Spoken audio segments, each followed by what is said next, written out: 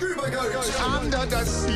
The podcast for the inquisitive diver. Hey there, dive buddies, and welcome to the show. So this week we have an amazing guest coming on the show from the Scuba Gym, and it is Lyndi Leggett. Now, I met Lyndi last week at Oztech and was absolutely amazed at what she is doing.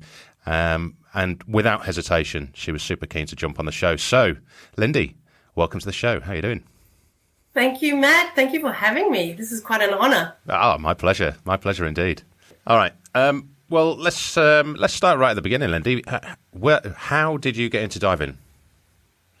Oh, wow, that far back. Okay. Mm-hmm. I was a water baby all my life. I was always in the pool, underwater, playing around. And once I had got out of corporate world for a break, I overlanded through Africa on a big truck with 26 crazy people.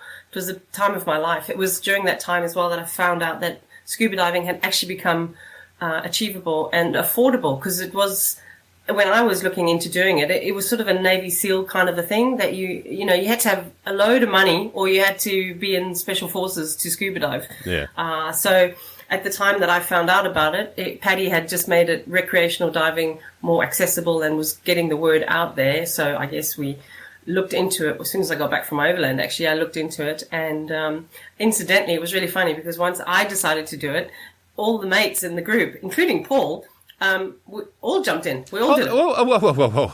So this was a trip that you did a trip with Paul Toomer? No. I was great mates with Paul Toomer before we even got into scuba. When he was driving around on his motorbike across London, delivering parcels for, in his courier business. And then at night we'd go and watch him play in the band, or, we'd party every weekend together. He's a great, great friend of mine before scuba even began. Oh, bloody hell. So you, let's take it even before the overland through Africa. So you just mentioned, Paul from his days in London. So yes. You were corporate in London? Yes. So I left home at 19 with a backpack and never came home. I actually left Johannesburg, which was my home. I'm Zimbabwean by birth. And really weird story is when I was in my teens, the house that we moved to when we first moved to South Africa, we used to ride our bikes up and down the sandy track. It was a shortcut that cars would take to cut going all the way around the highway to get round the hill, including my mum. She would take us to school down the short track. And on days when we were like school holidays or weekends, there was this guy who was on his motorbike scrambling up and down this track.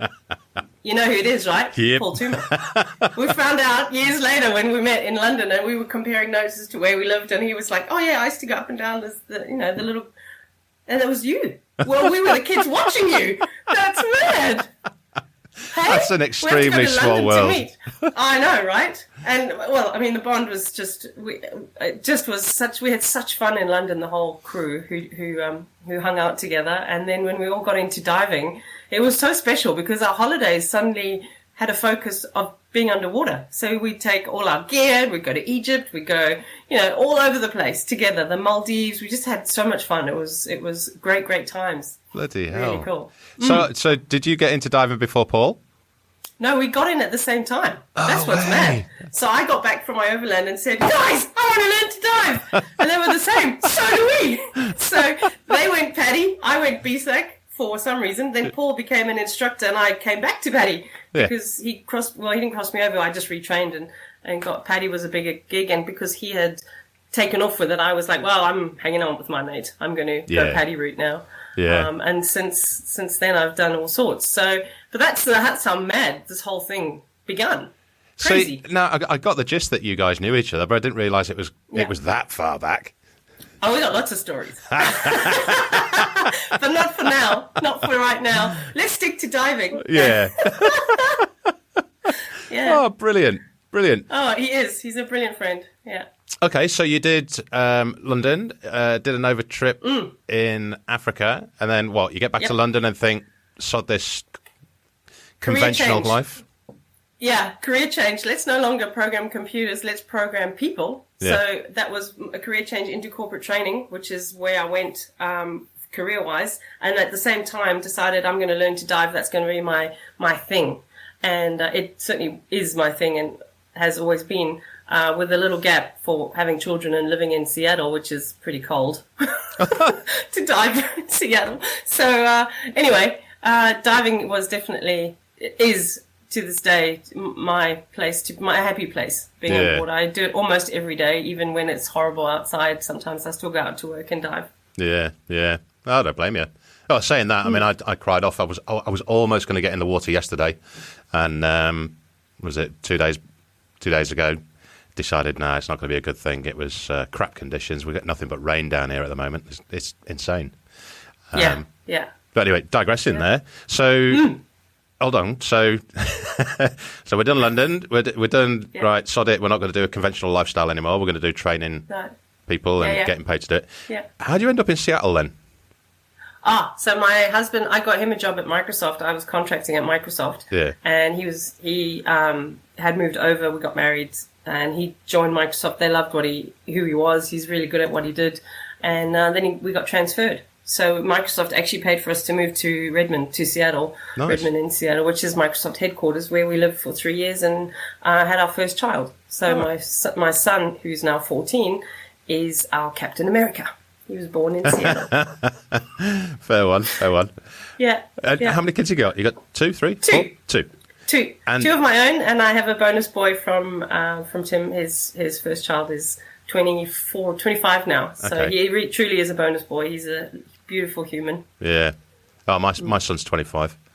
I feel really? old when I say that. Yeah. Blimey. He's taller than me as well. He's a unit. Lovely fella. Wow. So you've got one son that was born in America, and then, is it a son or daughter, the other one? Daughter who was born in Curl, in the bath.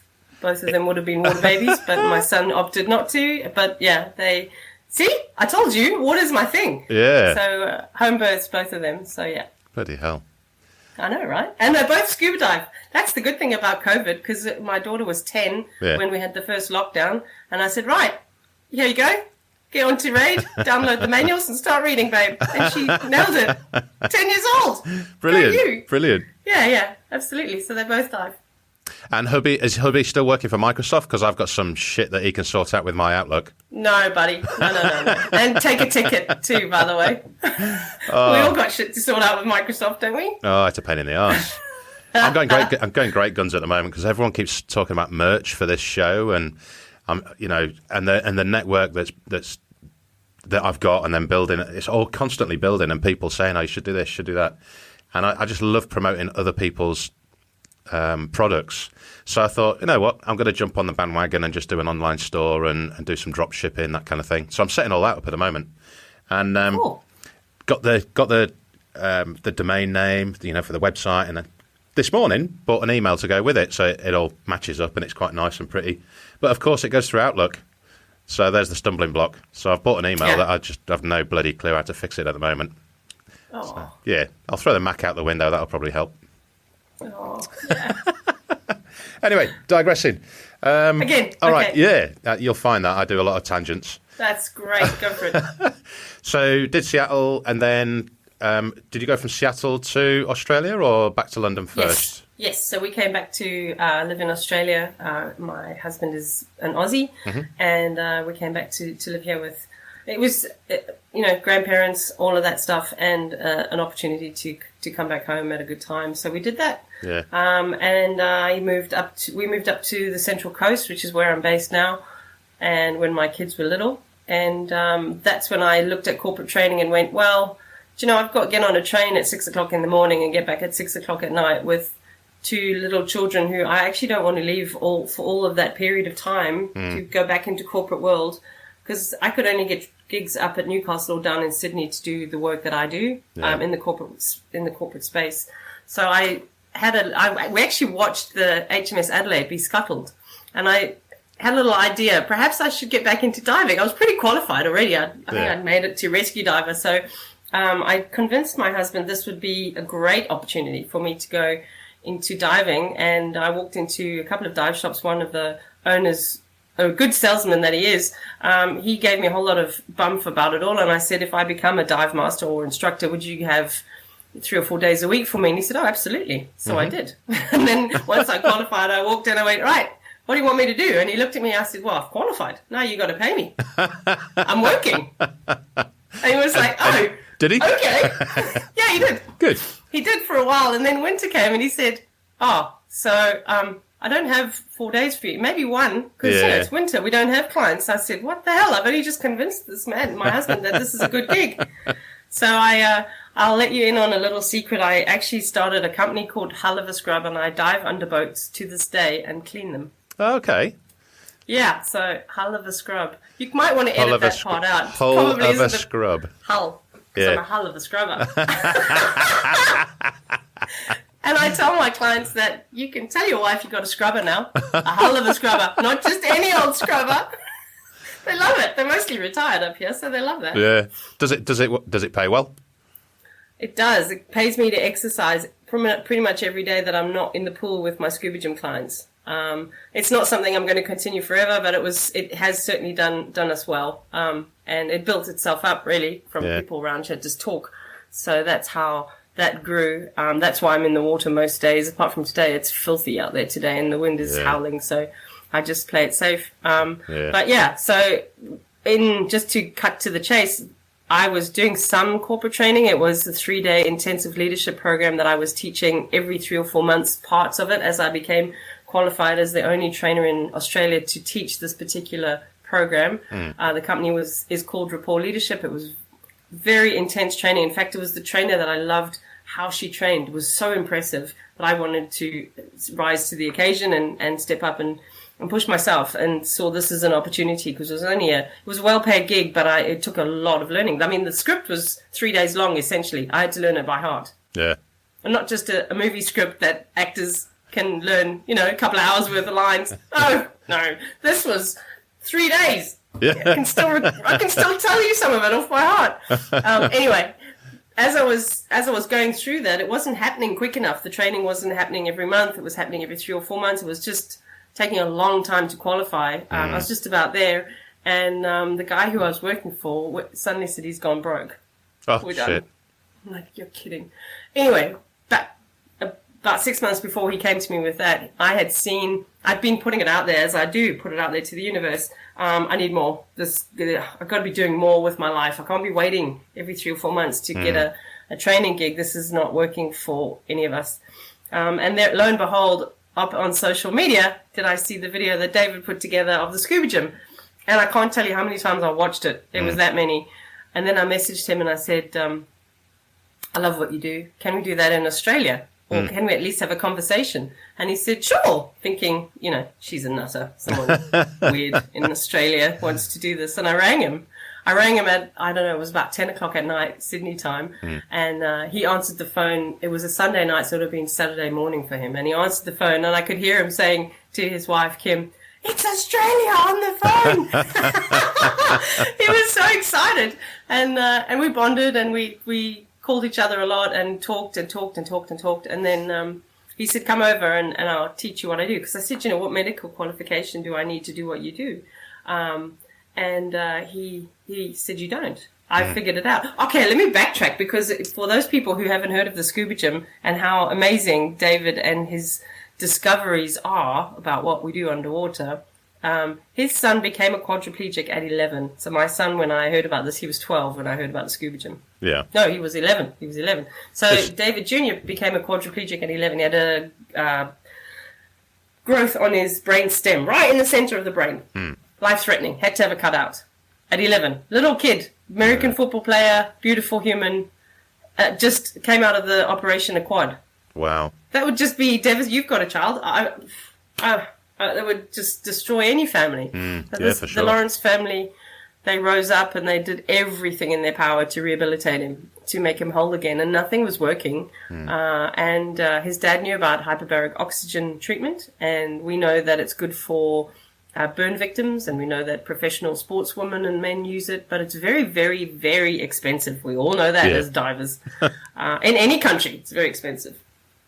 So David just thought outside of the box and decided, well, a pool is a hyperbaric environment, so why don't I just take him into the pool? So he did.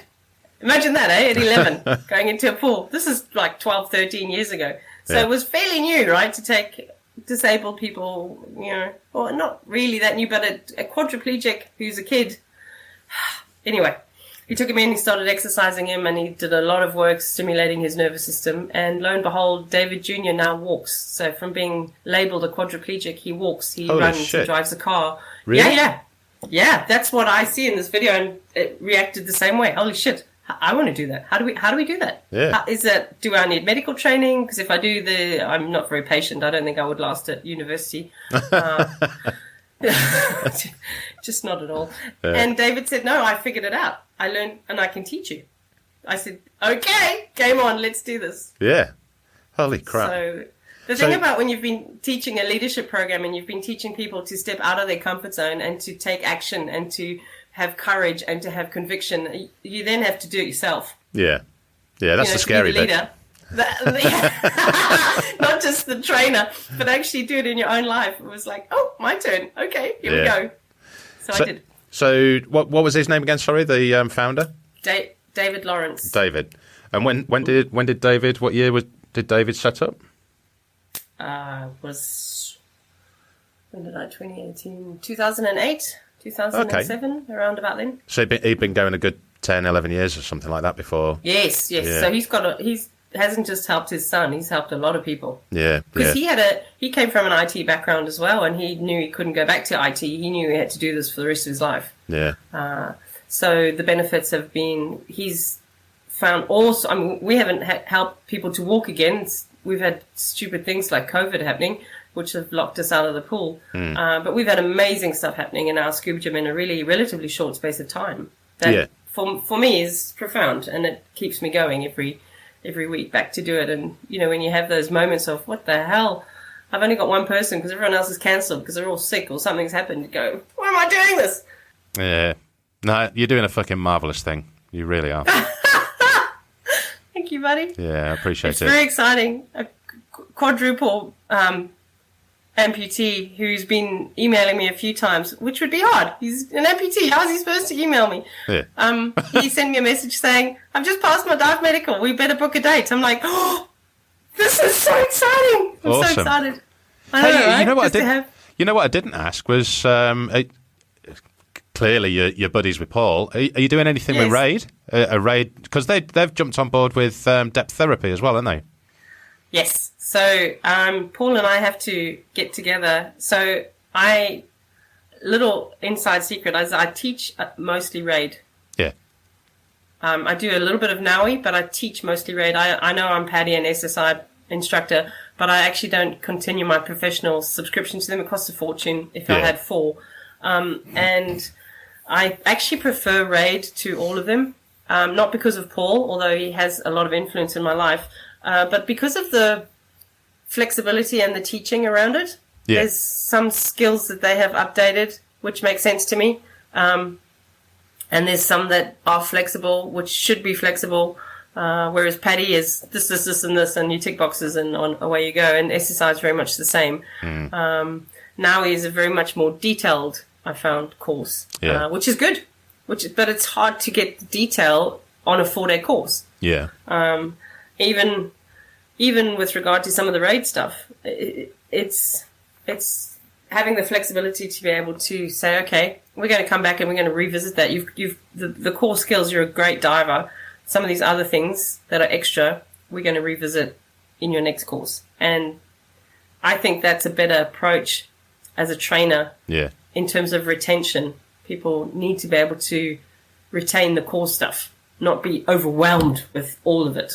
That's the thing. And I had a very similar discussion with Jeffrey Glenn, Chopper, when he was on the show a few months back. And he's an extremely good instructor, tech instructor. And the reason that he's good is that he's doing more or less exactly what you're doing. And as an instructor, you develop the skills, your own teaching skills, from those standards and experiences and requirements from the training agencies that you're affiliated to. You can find that little gem that's really good to use in PADI and SSI and NAUI and RAID. Yeah. And there might all be little different gems, but that makes a better instructor and a better course for your student. I got again, we're starting to backtrack a little bit here, but you were just mentioning about watching the videos and seeing progression with people, and that young lad that you've got up there, Zai, his video is amazing. It is, and Zai makes me cry when he came to us. He's moved into inland now, but when he would ring me up out of the blue and say, "Lyndi, I can click my fingers." What do you mean? I can click my fingers. He got so excited, and I was just. Well, to those that's people, why I'm doing it. Yeah, to those, just for those people who are listening, because they're not going to have a clue who Zai is. Do you mind giving us a bit of a background on his story?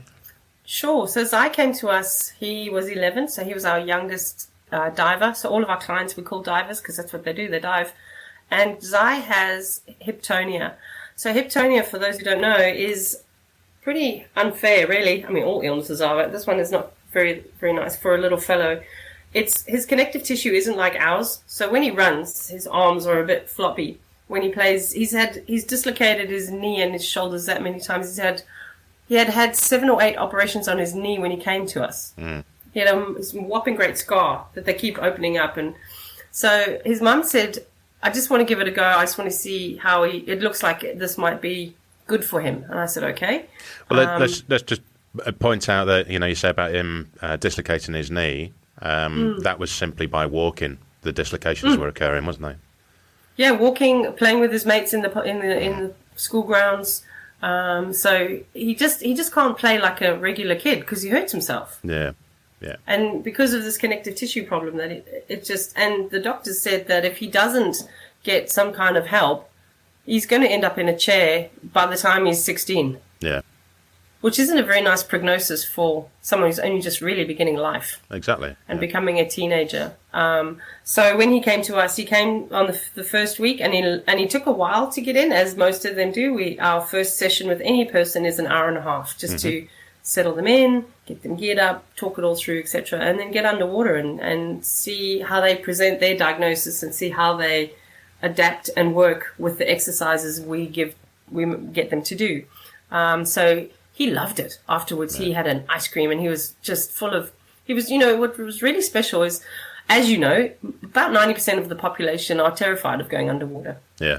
So for somebody who's got a diagnosis that is not very nice, whether it's autism or hyptonia or MS or any of them, it's pretty incredible to go back into your world and say, I've been scuba diving. The lift for them is huge, just to be able to say that. His brother had never done it. His brother was much older than him, and he was like, hey, I've been scuba diving. Well, hey. and it's cool. It's so cool. And he loved it. And there was 2 weeks before he came back because he was coming during school. So he would come just before school, have a 9 o'clock appointment, and then he'd shoot off to school. And so there were 2 weeks, and then he came back, and then he went to his knee surgeon. So he only been to us for 2 sessions. And the knee surgeon looked at his knee and said, what have you been doing? And in the video, his mum explains. His mum says exactly what I'm going to tell you. She said, we've been to scuba therapy. And he said, well, what is that? And she explained, and he said, well, you've got to keep doing it because we're not going to do his knee operation. He had seen that much change, Matt, that much change in his knee, that he put off his surgery for a year and said, well, wait a year and see what happens. That's amazing. It was amazing. It was amazing because then not only did his knee start healing itself, but then he rang up and he said that he could click his fingers, and then he told me that he could light one of those dreadful candles that you have to pull and click. Do you know what I mean? It's like, like the confuses most people. The 2-trigger lighter. Yeah. That's right. And he was so excited he could light the candle. Yeah. Wow. Yeah. That was Zai, and he was 11 when he came to us. He's sadly moved inland now, so he's not got access to our therapy anymore. But of course, when lockdown happened, he went backwards immediately. Yeah. They all did, which was really sad. So we're starting again. That's okay. At least we're starting again. Exactly. But yeah, we have lots of stories. Lots of stories. Yeah. And where's he gone to? You say he's gone inland. Has he gone somewhere near Dubbo? Oh wow. Okay. So his mum and dad moved. Yeah, big time. So there's Adam. Adam has spina bifida. Adam walks on crutches. He drives a car. He's pretty mobile. When he gets tired, he'll use his chair. And he came to us regularly, like every week. Once he got into it, he loved it. I think the social side of it as well helped Adam big time. He would be in his late 30s, I would if I remember correctly. And I said to him after months of coming, Adam, what's changed for you, buddy? Come on, give me something. I need to know. Like, have you had any benefit from coming other than our beautiful company? And he said, oh, I can cut my food. I haven't been able to cut my food for about 5 years. Oh, wow. What? He goes, yeah, I can cut my food. That's pretty exciting. So, I know, right? You have to stop and think about that for a minute. Go. I'm literally just thinking about. I'll tell you what I'm thinking is the fact that these guys and ladies are in water, and that weightlessness is just giving them the freedom to be able to move the limbs that would probably get injured or cause some sort of injury. That's the water helps, absolutely. So for those who are mobile, the exercises we get them to do are disguised as fun. Yeah. So we have a lot of fun. Of course, there's kettlebells, and of course there's dumbbells, and there's stuff that we would expect in a gym. Yeah. But there's a lot of fun that we have underwater, and if you hide the fact that there's something clever going on in the background with a bit of fun, then magic happens. I'm telling you, magic happens. And what's really cool about the results that we've had is that we didn't expect them. Like, you want someone to walk again, but when when Adam said, "I've cut my food," I had no idea that he couldn't cut his food. Yeah. So for him to tell me that was huge. It was massive. And then Megan with the cat jumping on her lap, and suddenly she's stroking it. She hasn't been able to stroke a cat for 3 or 4 years. Now she's stroking the cat, and she just looks at her carer and says, "You've got to phone Lyndi, video this and send her the video. I'm stroking my cat." And Megan is the lady that's in a wheelchair? She's the lady with MS. There's a lovely story about Megan and how her lung function improved just from what we do with her underwater. So her physio gave her a spirometer. The spirometer, you've got to suck and it lifts the balls. There's 3 balls in 3 different tubes, and depending on how strong your lungs are, you can usually get 3 balls up in the air. She couldn't even get 1 in the air when she first started. Wow. Not 1. Yeah. So she would talk, and then stop and breathe, and then carry on. So mid-sentence. Oh, so she kind of run out of breath just she from would run talking. out of breath, and her voice was softer. Yeah. So as soon as she started working out with us, you could hear her improving just by the way she spoke. Yeah. You could just hear. She had more presence. She had a fuller lung capacity. Which just that in itself, Matt, like if you're getting more oxygen in your body, stuff's going to happen. 100%. There's no way around it. Yeah. So, and for her, it meant she got every time she came, she got out of her chair and now she's walking. I know she's not walking. So she's got MS. She, for those people who don't know the story, Megan has multiple sclerosis and has a lesion on her spine up on around the C3, C4 area on the spine, which makes her a quadriplegic. She has minimal, tiny bit of movement in her left hand only, and a frozen shoulder. Her left shoulder is frozen. So her right arm isn't frozen, so we can move it around, but she can't. Okay. She had very minimal movement in her right side. Her left side, she could tap numbers on her phone. Okay. But she couldn't put her hand to her mouth. Right. And her shoulder being frozen, she couldn't move that either. So, and MS is, as we know, there's no cure for it. Yeah. But what we did find, dun dun dun. Everyone's waiting to hear what I'm going to say. We got her to do a whole bunch of exercises, and so we walked her legs, we moved her underwater. So from sitting all day in a chair, from having 3 carers around her, 2 of whom had to hold her in place while they dressed her or got her sitting on her bed. They had to hold her to sit on her bed. Yeah. After working with us, she was holding herself up by herself. So that means her core had kicked in. Yeah. Right? So all of her core had now kicked in and, well, hello, that's massive in itself. Never mind the lung function that's now working as well. There were other things I'm not going to say, but one pretty cool thing was the cat. Yeah. The cat. So we got her to do press-ups. This took time, right? It's not overnight. We got her doing press-ups on kettlebells. So we have heavy kettlebells and we hold her feet, and she has to do the work with a little bit of help, but she does the work. And that combined with moving her hands up a hockey stick. Okay. because we play with the autistic people underwater with hockey sticks and all sorts of fun stuff. And so we use these props for everyone. And she was doing this really hard work to get it up. And I gave her a squishy, like those brain balls they squeeze. So, of course, it's squishy and they float. And I had her, just to work the dexterity in her hands and to get the muscles moving from one to the other, she was putting the ball from one hand into the other by herself. I'm standing behind a camera filming this. The video is on the our YouTube channel, so people can see it for themselves. Yep. She let go of the ball, and the ball rolled up her chest, and she automatically caught it. She's a quadriplegic, man. She's not supposed to be able to do that. Like, she's not. She's a quadriplegic. How is that? How did she catch the ball? One, she wasn't even looking. It was like a natural reaction that you or I would have done because we're able-bodied. It was just an instant grab. She did exactly that, which tells everyone, if you're paying attention, the nervous system is so complex. No one knows really what's going on in it. Yeah.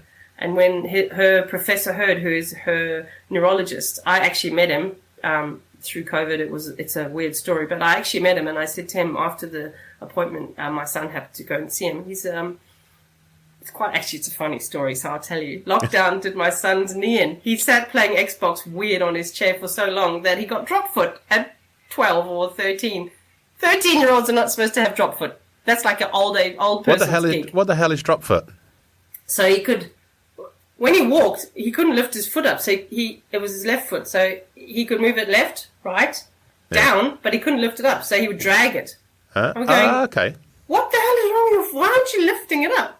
So all sorts of people went to see all sorts of x-rays. Eventually we get in to see Professor Hurd, who's a neurologist, and he jabs him in the knee and goes, yep, you got drop foot. Yeah. It'll come back now. Don't worry. We've got to just exercise. And then funny, at the end of the appointment, I said, Professor Hurd, I'm Lyndi. I'm from the Scuba Gym. Your clients are my clients. We've got a few in common. And he looked at me. Of course, it was the days when we had to wear masks. And he kind of went, whatever you're doing, keep doing it because it's working. This is the professor of neurology telling me that. Thanks. Did everyone hear that? So why isn't there so many other places that are doing this as well then? Good question. You know, it's out of the box, Matt. It is out of the box, but surely they've been using, aquatic kind of therapy. Well, what David did was say, okay, let's just use the gear. Yeah. So people ask, it's diving. Surely I need a medical. Oh, absolutely you do. Of course you need a medical. You're coming into the pool. If you're having seizures, we absolutely need to know that before we let you in the pool. Yeah. And you'll have to have a doctor sign you off too, just by the way. So not everyone will need a doctor to sign them off. We have a dive medical that is all approved. We have our own dive doctor who is based in Erina. And if I need to refer anyone on or if I need to ask him questions, he has said to me, call me, email me, ask anything. That's how cool this guy is. He's a wonderful man. And so if I need help, he's amazing guy, specifically trained dive doctor. Some people will go off and see their own doctors and get signed off. So there is a dive medical. Where was I going with this? Can't remember what we were talking about. Why other that's right. entities aren't doing this? So because it's using scuba gear. Yeah. So aqua aerobics as opposed, It's hydrotherapy on steroids, as one of my physio team members said to me once. This is hydrotherapy on steroids. Yeah. And because it's combining two things, one, scuba gear, so that we don't teach them to dive, we give them the rundown. Yeah. We give them we have the conversation about, so you can't move your arms, so we get to watch you and we get to dive for you, so we get to do a few signals. If you want to go up, you move your eyes up or your head. Yeah. So communication is very limited, as you know. Mm-hmm. It's even worse when you've got people who can't give you hand signals. Yeah. Go on. And those people who need to have someone staring at them all the time that we are underwater. So if I'm working on their legs or their arms, or usually it's their legs and feet that I work on, I have to know that the team person, say you, for example, if you came to help me, are watching them like a hawk to make sure that regulator stays in. Yeah. Or if they've got a full face mask and they've got cerebral palsy like our client Jess, that that full face mask doesn't leak because it's black. So she can't signal to us other than look up. Yeah. I want to go up. And then we've got to rip that thing off real quick if it is leaking. Now, that's never happened. Touch wood, it never does. But these are all things we've got to consider. Yeah. And that's why it could be one of the reasons why people haven't done it before. They haven't put two and two together like David did. Hang on, hyperbaric. Let's chuck him in the water and then let's combine a few things. Let's stimulate the nerves. Let's exercise them. So I have come back from an accelerated learning background as well. Personal development for me was always a big thing in my life. I always asked big questions of the world. And one of the gigs that I did was working overseas in the UK when I lived there. I taught kids accelerated learning skills. So it's not teaching them as in school, but although we went into schools, we would teach them a program in schools that taught them about their brain and how the left and the right side talks to each other. And some of those techniques I use underwater. Okay. Because why not? Especially with the cognitive people. Yeah. So like juggling. It's so cool to juggle underwater because the balls take so long to come down. You can really get it. Yeah. Even the game of noughts and crosses on a slate. Yeah. That's not even accelerated learning, but it's still fun to play with some of our autism clients because they love it. Yeah. That's like deco It's just stuff. peaceful. Yeah.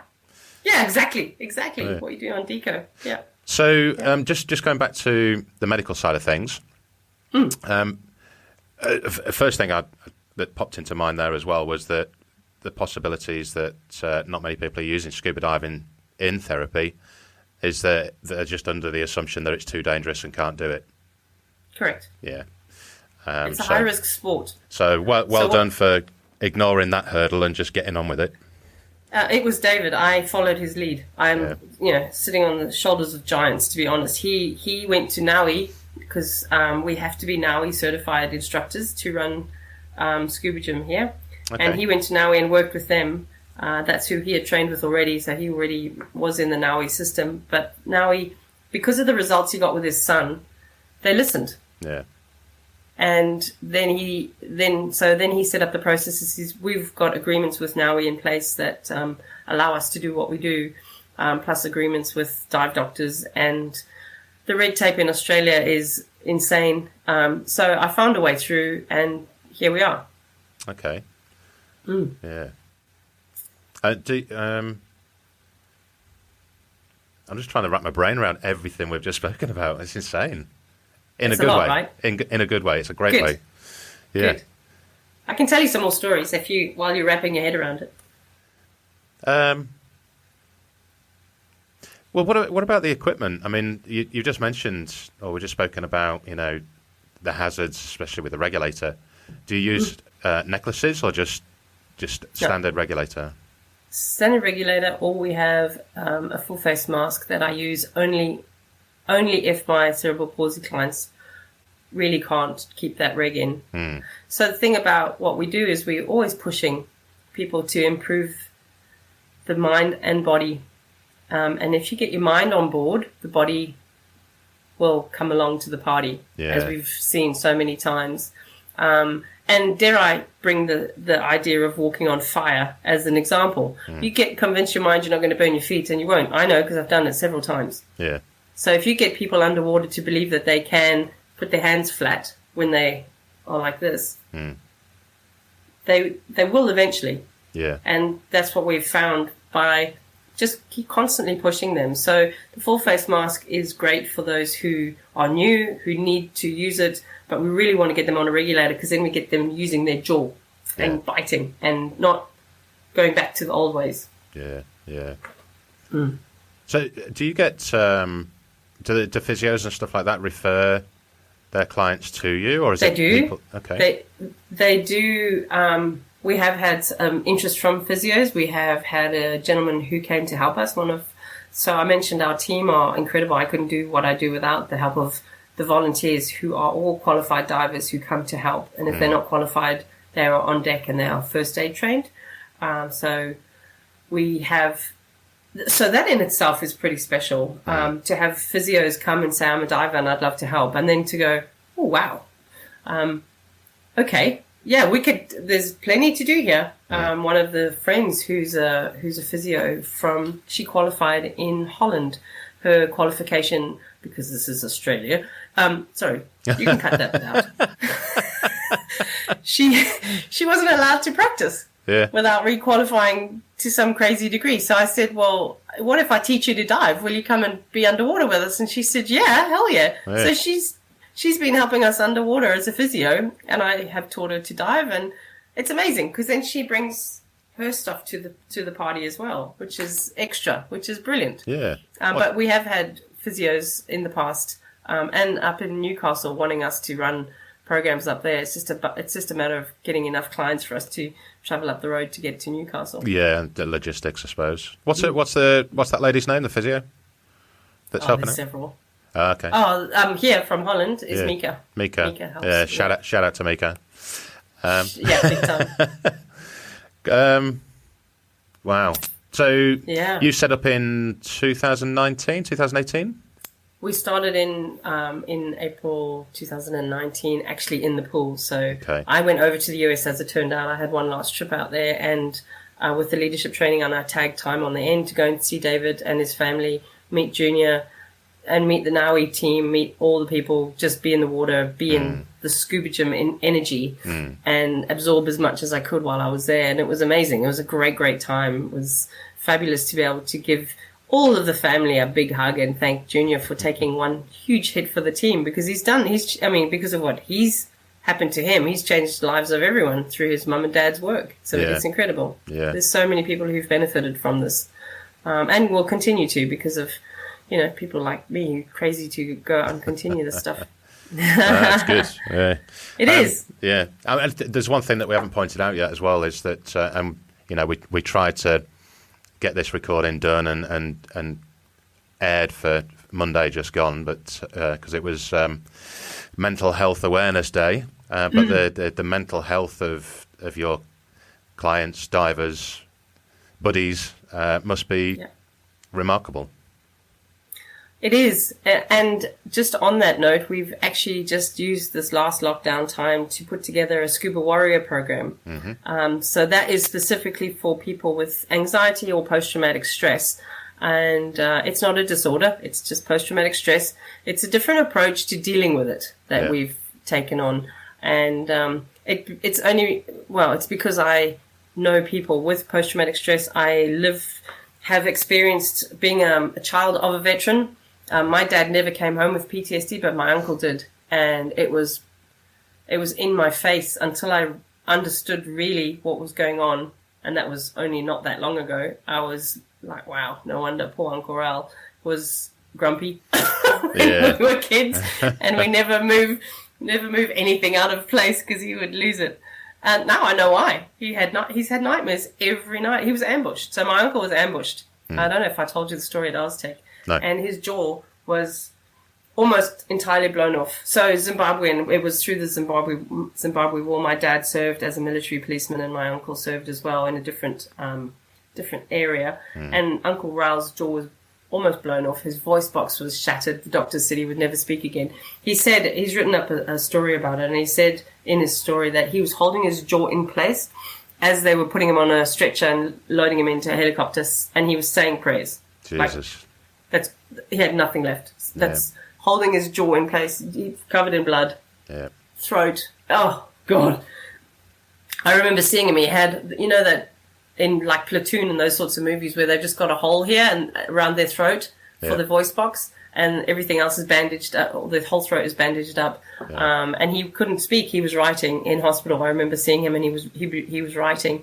And my two cousins, his two boys, gosh, they were young when that happened. That was in 1977, on the 23rd of November, 1977. That's when that happened. And sadly, the reason I tell you this story is because trauma doesn't just affect the person who it has happened to. It affects the whole family. And people don't understand that. A lot of people don't know, especially Australians, because they've never had a war on their own land. They've always gone off to war to other countries. We've never had one here. So it's not in their face enough to understand how our veterans and these people who serve suffer and struggle, and how it affects their whole tribe, their group, their family. The ripple in the pond is amazing. To prove that, my uncle's, as I said, his ambush happened, his accident, they call it, happened on the 23rd of November, 1977. Fast forward 15 years to the exact day. His oldest son, Lee, had a horrific car crash and died on the exact day of Uncle Raoul's accident. Yeah. There's 365 days in the year. How is it possible? Yeah. Come on. The whole family was traumatized by that one day because of what happened to Raoul. So it doesn't end there. His youngest son, Trevor, my youngest cousin, he had a horrific motorbike accident last year on the 24th of November, the day after. Yeah.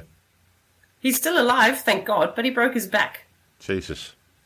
So come on, like, that's crazy. That's a really shit week. Well, a shit 2 days for everybody in the family every year then. Everyone. And can you imagine how Raoul and his wife Kay, my aunt, felt when Trevor had his accident? Like, holy, this is second son now, day after. This is ridiculous. So we are so grateful Trevor's still with us, and able to walk. He's walking again. His knee was shattered, and he damaged his back.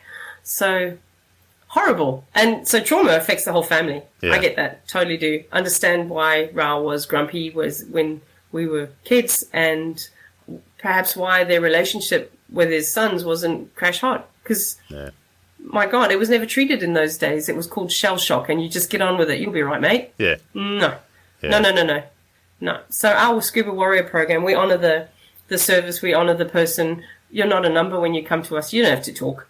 Just if you can, come, we'll teach you to dive, we'll go diving, we'll even do missions and make it a bit special. It's more about the tribe and becoming part of a tribe and finding a place where you want to be and being able to, apply that to life. Yeah. If you can dive, for most people, you can do anything because everyone's terrified of diving. What if there's a shark?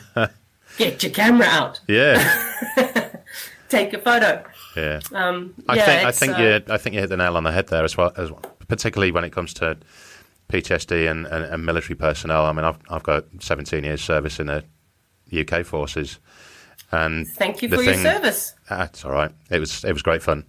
But the thing that you miss when you leave is the camaraderie. You always keep in touch with the people that you were close to in the military, but that actual feeling of being part of a community isn't really the same in anything else you ever do in life.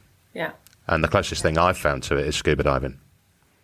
Yeah. And not that we can compare what you went through, but I would say the same applied when I overlanded. The group of friends, no one actually could understand, and still don't, because it was a bit vague sometimes, some of the stories that we tell from our overland.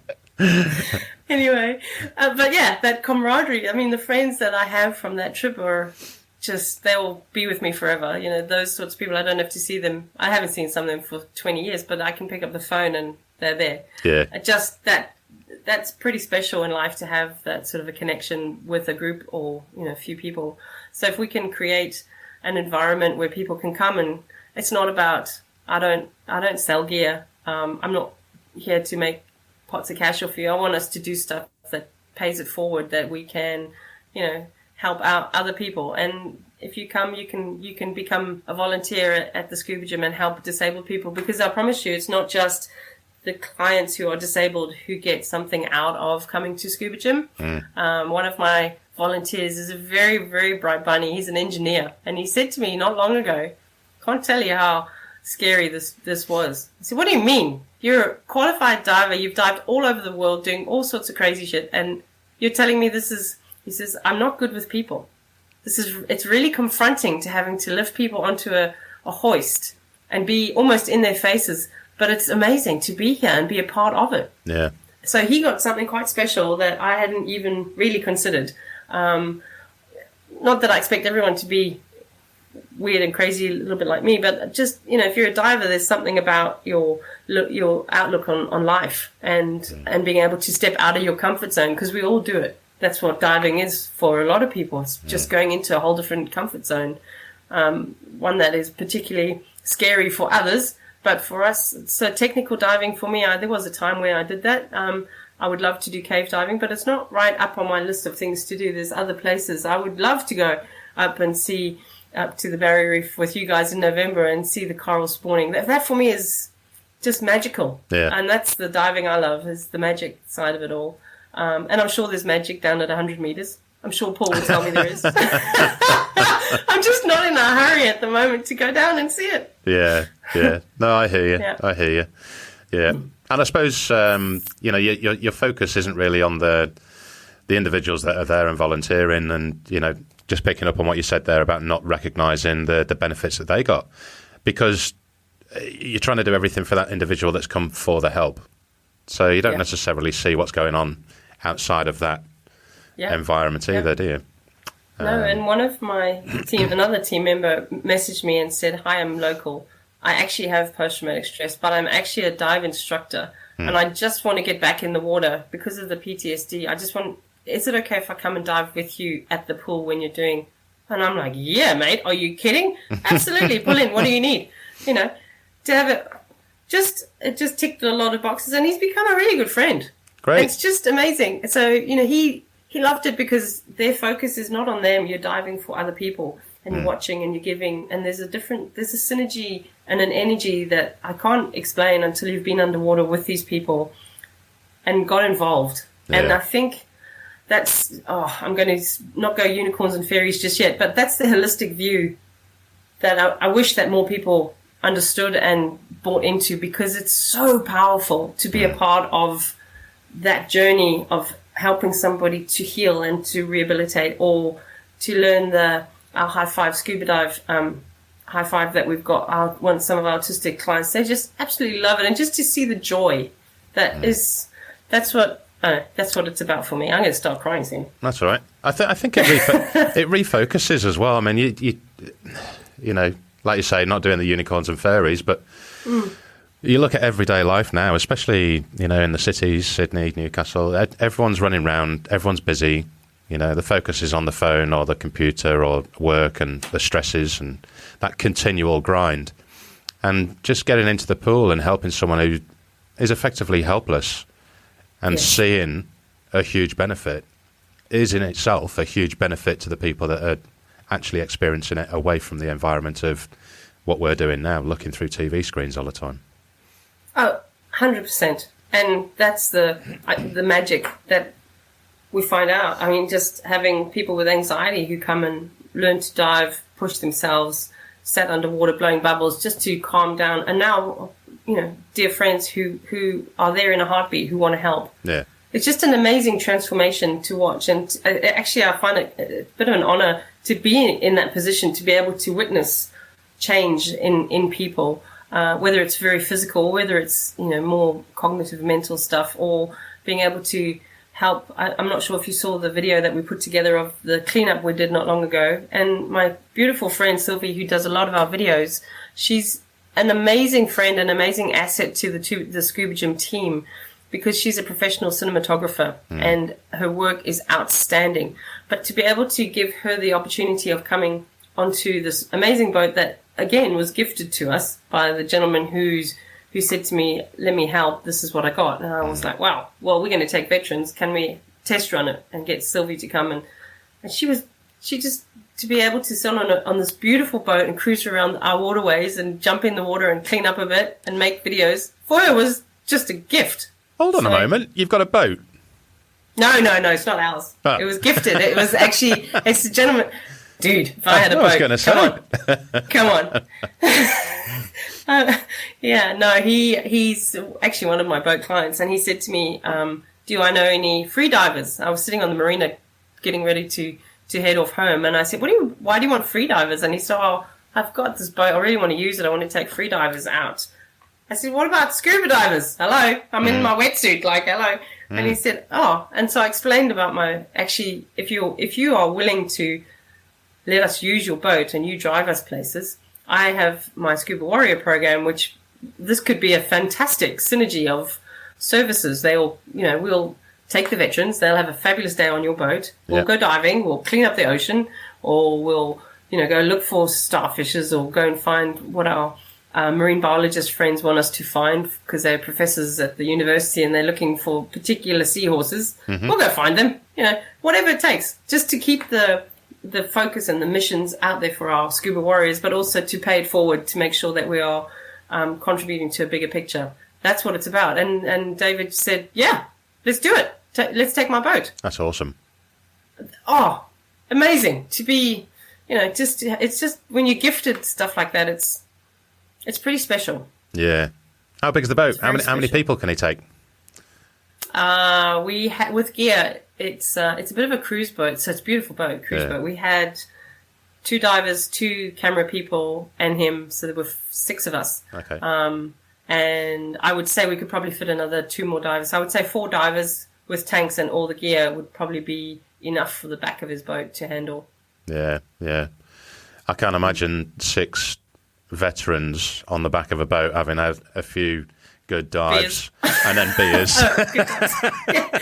Sorry, dives first before the beers. Hell yeah. For everyone listening, I'm sorry, I did it the wrong way around.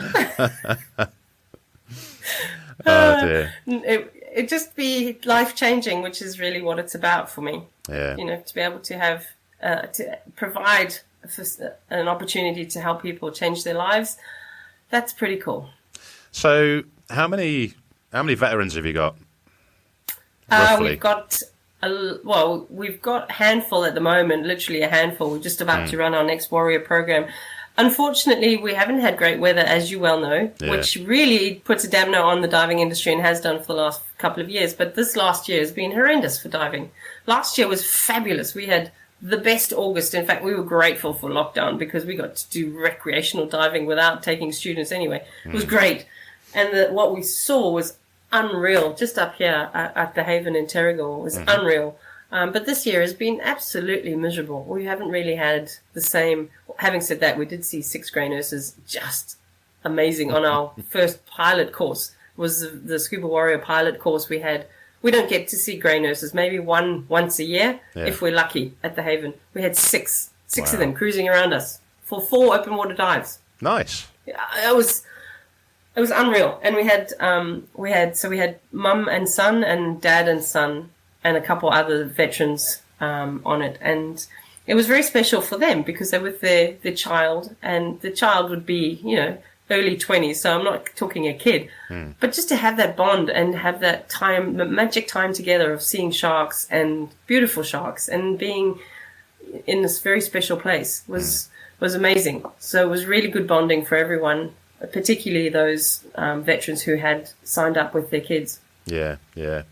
Now, I wanted to also expand on, we had a very brief chat about the veterans last week. Yes. And you asked me about doing trips, expeditions. Yes. Not just our veterans, please, Matt, if we could do. So for me, the bigger picture is to get Scuba Gym running across Australia. I think that the disability sector could do with a scuba gym in all big cities up and running. That would be awesome. But then we don't just want to keep people coming to therapy. We want to help those people who are taking the plunge and learning to dive to actually go and travel. And when you said to me you run a scuba travel business, I just got very excited and said, what about disabilities? And can't we put trips together? So we're very good friends with Wheelie Campers. So they are based up in Queensland, and they have great big camper vans that are specifically decked out for disabled people. So they can get their chairs in, they can go, cruising around Australia in a camper, which is fabulous.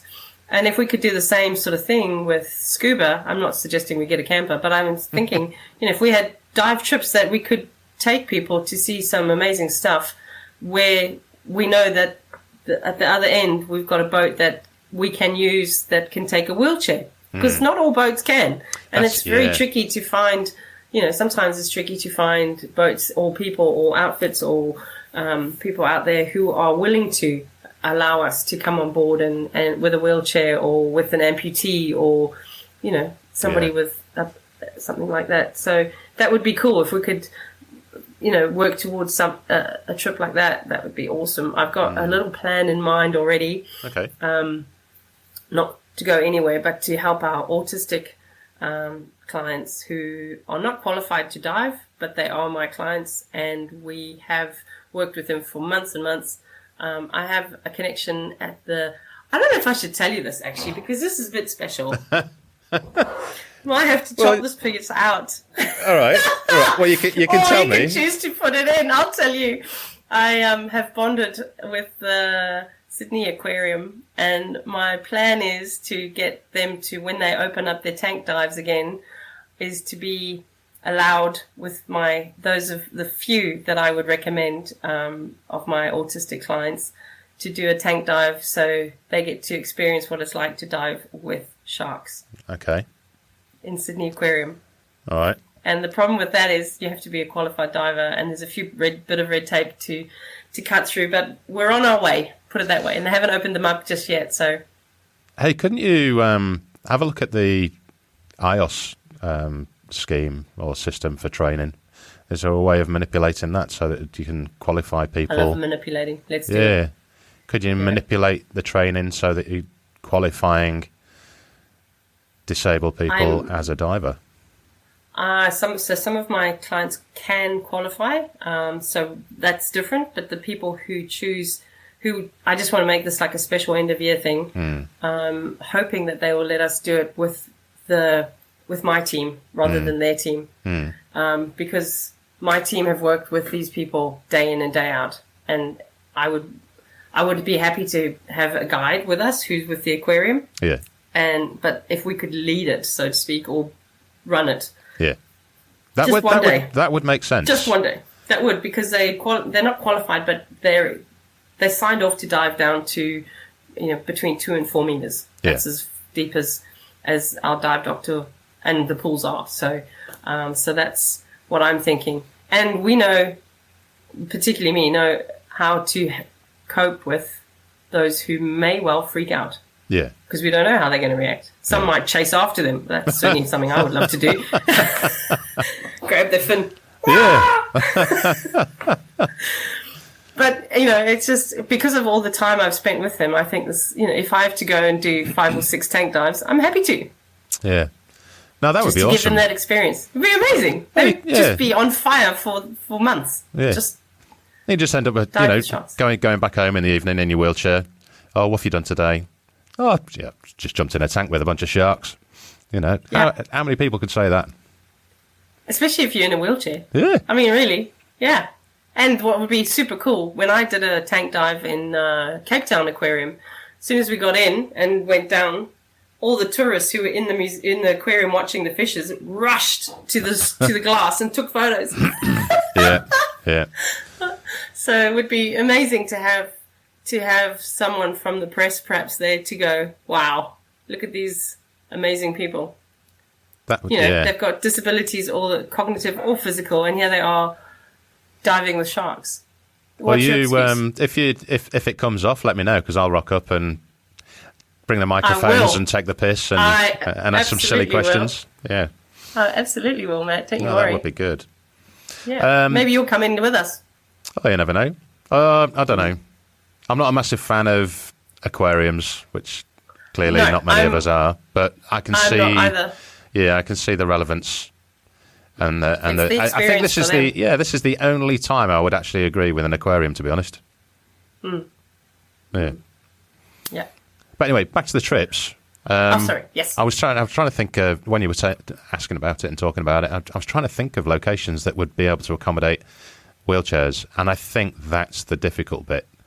I can understand. I can think of a lot of places that we could take people who were amputees, but it's the wheelchairs that's the difficulty. We can adapt. Yeah. Certainly, there's ways that we can take things and D-locks and all sorts of things to clip them into place. It's just getting them in and out of the water, and having the expertise. It might mean a few of my team will have to come. Yeah. What a shame. It just changes. I think it changes the way we have holidays. So just like I've done amazing dives, as I'm sure you have, and long will that continue? Just to be able to give other people that feeling of and experience of, even if it's work for us, Doesn't matter, because it's just amazing for them. And you know what? There's a whole lot of chemicals in your body that when they are fired off, whether it's not adrenaline because you've seen a shark, whether it's just oxytocin or dopamine or whatever it is, that all helps. Yeah. Those are the drugs that help, the ones that your body fires off automatically from having these amazing experiences. And that's, I reckon, what helps with the healing. Yeah. Is just a personal opinion, just to be in that different space and out of the usual headspace and in the excitement of going on a holiday and then the adventure of going on a dive holiday for the first time ever. Wow. Yeah. Well, yeah. We're going to have to do a lot of looking at locations and see if this can work. I have a contact who we can speak to about where he's been. He's in a chair as well, has been for 40 years. Bob Staton, you may know him. He would know where there's some good spots we could start off with. Yeah. It's also about, finding the boat. So one of the guy who we use for our other cleanups when we are using a barge, Clean Foreshore, Jono, that barge we could easily get a chair on and lock it into place. The problem with what we do with the barge and Clean Foreshore is not really designed for disabled divers to clean up, because sometimes you can't see your hands in front of your face. Other times it's just dangerous, and dangerous for disabled, not necessarily for us, able-bodied, but able-bodied can get out of a situation quickly. Yeah. So we need to find a boat overseas that would be happy for us to, or even a shore dive. We can take a chair that goes in the sand, do some cool shore dives somewhere.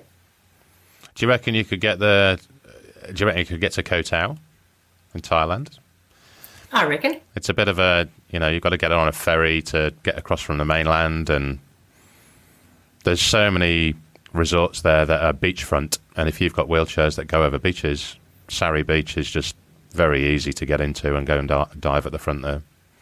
Cool. Yeah, so easy. I love Thai food as well. So. Yeah. Excuse me. There's actually, I've got to say, I'm thinking of Jim Donaldson now, who's one of the owners of Big Blue. I used to work at Big Blue a few years ago. Now he's just relocated and refurbished an amazing pool area, and it's like 40 metres from the beach. And the runoff getting down to the beach, there's no steps going down to the beach. It's all ramp and then onto the sand. And I don't know if you've ever heard about the diving at Koh Tao. It's not insane currents, all that kind of stuff. It's 20, 30 metre visibility in the best part of most of the year. Wow. But the reason I mention Big Blue, not just because I'm part of the Big Blue family, but Jim is massively passionate about rehabilitation, and especially for veterans as well. He asked me about it years ago. So I know that he's one guy that if I put you in chats, he would be 100% on board with saying yes. I would love to talk to him. And I know that other people who listen to your podcasts, so you never know who listens. There'll be someone, or maybe a few people who will jump back at you or comment, send you an email back or send me one saying, hey, I'd love to help. I've got a boat, or I've got something, or I know someone, all of that helps so much. So feel free for those people who are listening who've got some ideas to join the tribe. Come and talk to us. Yeah, get involved. Hashtag get involved. Get involved. Make a difference. That's a good hashtag I use a lot. Make a difference. Yeah. And it's difficult to comprehend how much of a difference you're making on so many different levels. It's marvellous. So what's the big picture for the Scuba Gym in Australia then? Have you got an end goal, or are you going to stay? Sorry, go on. I've got a few people. I've got a lot of people who get in touch and say, have you got a scuba gym in Melbourne? Have you got one in Adelaide? Have you got one? I would love to have one in every big city, because, as I said, there's a need for this sort of work, and there's an opportunity for the right sort of people to take on this project, because it's not a scuba school and a scuba shop as per what we know. It's a very different mentality and a different type of qualification, if that's the right word, that we would be looking for Not to say that you haven't got your own stuff to bring in and help with the Scuba Gym. There's definitely that as well. So the 3 programs we run are therapy, scuba camps, and also the Scuba Warrior program. Scuba Warrior program we could certainly share across Australia with a bit of work to help people understand what's involved in that. Again, it's not about selling our veterans gear, because that's one of the problems I find with the whole scuba industry is you get on a cheap course, costs $150 and you get qualified, and then the way to make the money is to pack people on and sell them gear. Yeah. That's not how it works. Yeah. It's a we know dog shit model, quite frankly. It's a terrible model. Yeah. It's horrible. So that's not the sort of people I would like to have involved in what we do. It's a different type of person, and bigger picture, more understands and sees the holistic side of life that we do. Yeah. And wants to bring their own magic to that as well would be super cool. And there's a couple of people I know already who have reached out, and it's just a matter of time before we can set up scuba gyms across Australia. It is going to happen. We are also working on a very special pool, because we don't have a very special pool up here on the coast, which we need.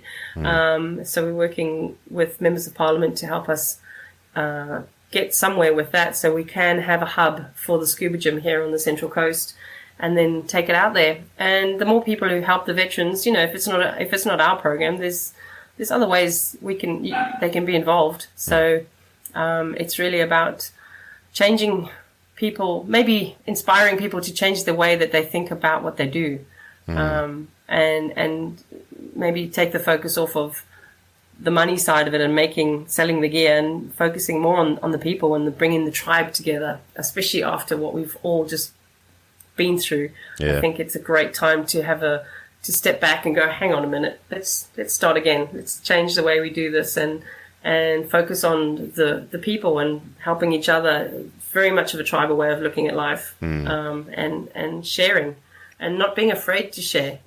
That's really important, as I've found in what we do. And the more that you give, the more you get. I swear to God, there's so many examples. I get given stuff all the time, not just secondhand wetsuits from veterans and old masks that are really should be in a museum. I just love it when they send me this stuff. It's amazing. But the boat, David lets me use his boat. He drives it, I don't. But it doesn't cost me anything. It's just such an amazing human, just being able to do that. And more people send me wetsuits, brand new ones. I got 9 the other day. Wow. Where have they come from? I know, right? from TWS Hire. My friends they've become friends because they heard about what I do, and he is a professional water skier, the guy who runs the company. And he said to me, how can I help? And I said, well, really? And he goes, yeah, I'm connected to wetsuit manufacturers because of the work I do. Would that help? And I said, hell yeah. So Trojan Skis, Dive, and something else, they got us the suits, but it was paid for by TWS Hire. And they arrived on my doorstep the other day. 9 beautiful suits. Awesome. Lovely stuff. So, and David was incredibly generous to begin with. So he set the model, and he flew out at his own expense to train me up. Yeah. So what an amazing man. What about? I'm just thinking because it's.